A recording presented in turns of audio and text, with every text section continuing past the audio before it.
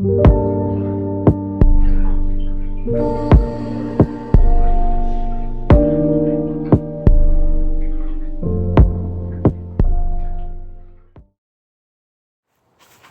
and welcome to Seinu Gardens again. Today I'm recording a video all about boxwoods. And here I got 6 boxwoods. Most of them have been pruned already, but I have these 2 which could still use some work. And that's going to be the main presentation and demo of today. For the other 4, I'm actually going to be potting them up and presenting that too, and discussing their transformation and their style. So let's get to it. Hello again, back to Seinu Gardens. Here I have 4 boxwoods in front of me, and I'm going to be potting them up into this pot, which is going to be this guy. And I'm excited to show you this because this guy is going to be a semi-cascade. And then I also have these slightly larger azalea pots for these 3. And I have 2 more boxwoods that I'm going to decide between which of those 2 to pot into the last one of these, or I may wait till later this year and pot them both at the same time when I have another one of these. So here we go. I also got my tools, root rake, some really old scissor printers that I have, and I have no clue what kind of scissors these are. I've just had them for years. I think I actually got them at the Bonsai auction at some point, the Triangle Bonsai Society auction at some point. So let's get to work. First, we have this with soil, and actually that's a little bit too much, I think. I was actually thinking this was in a much smaller pot than it is, so I'm not sure if I will be able to get it in there. So I may end up potting it into an azalea pot instead. So the first thing we do is you can see a nice healthy root system. We just rake it off after taking it out of the pot, of course. And as you can see right here, I actually have what was a I think a elm, an American elm that grew. So I'm actually going to remove that completely if I can. So just root rake it off, start with the top in a radial fashion, like so.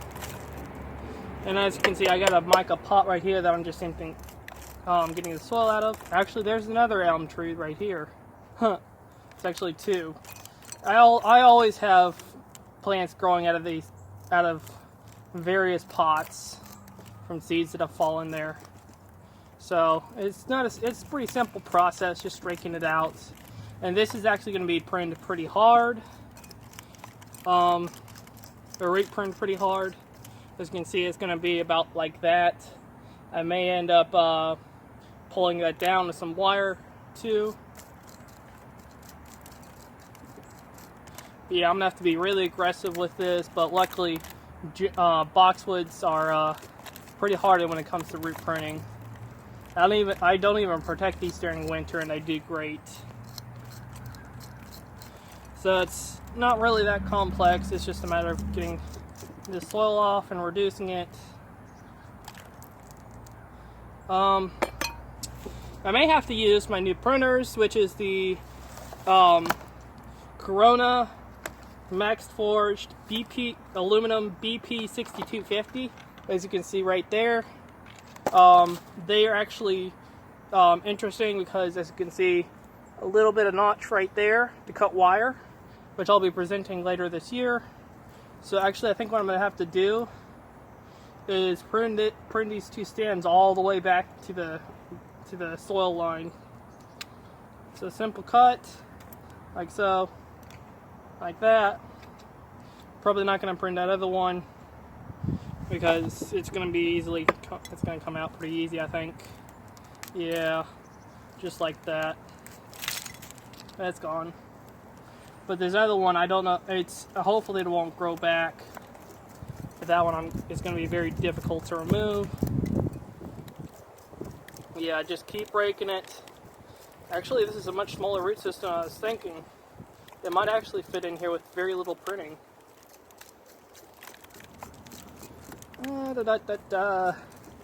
Continue raking it out. And this is actually done during the winter, January, just the beginning of the second week of January, which is not a normal time you might prune in most places, but here in North Carolina, it's actually about 50 degrees, and it's been very, very mild this winter. I think it's barely even been below freezing at any point during this year. Like, it's been between about 40 and 60 or even over 60 degrees Fahrenheit for almost a month now, I think, outside of like a handful of light freezes, like overnight or something, like not even down to 25 or something. Like, it's been a very mild winter here, and today it's supposed to be like 50 something, low 50s. Looking at this, I might be able to pry this stem out. Let's see if I can. Maybe not. Yeah, just reduce it down. Let me see. So as you can see, it's almost about ready to fit in there. It's not much more to go. I'm gonna keep breaking this out, and then we'll get down to the root pruning. A little bit further on this side. Right here. There we go. And now for the basic pruning, just like these, I could just snip it off like so. And as you can see, these actually have a spring in the middle, which makes this a simple process. You can just keep going like so. And this is going to be a pretty decently reduced root system. These scissors I've had so long, and they've only been sharpened once, and I sharpened them myself, and I don't think I did a very good job, obviously. As you can see, they're not really cutting properly. Come on.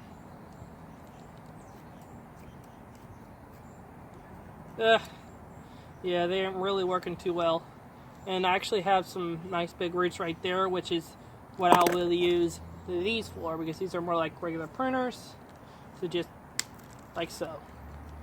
And that's a nice big root, nice and gone. As you can see, there's still more to cut back. So I'm going to spread this out, break it out a little bit more to get that cut a bit closer. And this is actually a cutting that I've had for for a long time. And all of these are off the same mother plant. Ow, just pinched my hand. Yeah, these aren't the sharpest tools in the world, actually. Shit. There we go. That'll be good enough. And then back to these.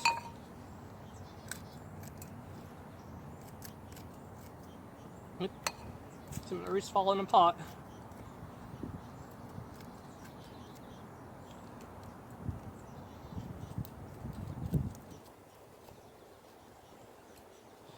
I might have to get these professionally sharpened because I do like these scissors right here. But they're obviously not cutting very well.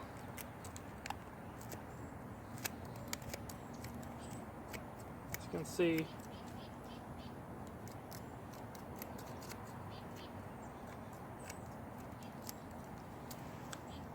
And then we have this right here, which has some good roots coming off of it. I'll bring that back. And that. So I may just stick to these because these are obviously cutting much better. As you can see, we have a very much reduced root system to fit in this pot, but it's actually not massive. So something like that, but it will need wire at some point. This actually needs a little bit more soil, so I'll just reuse what's, maybe not since there's leaves in there, out of my blue bucket full of soil. There we go. About like that. And then some more. And unlike most people, because I use something a little bit closer to like regular potting soil for plants, than most people use for bonsai. So I'll actually mix. Well, I'm changing my mix this year, but I've been using half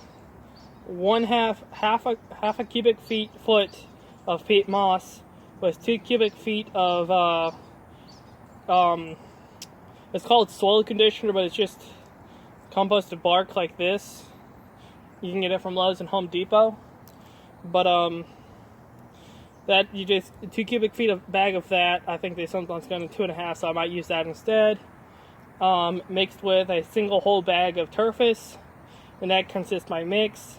But this year and going forward, unless I get bad results, I'm going to be changing it to a mixture of, well, my main nursery mixture will be mainly for 1 gallon plants and growing plants up to 3 gallon that I'm just trying to grow out. Will be a mixture of half bark, the half of this bark, the soil conditioner, and half peat moss for just regular growing plants. And then for bonsai, I'll be mixing that mixture half and half with turfus. So that'll be my new mixture. Not a lot of changes, but it is what it is. So here we go. We have 1 plant potted up. This will definitely need to be brought down, or maybe pruned into that. I'd like to prune it. So we'll see what we get. Nice, beautiful cascade. So I'll set that there. And now for these rest of the plants, now that I've shown you the basic premise.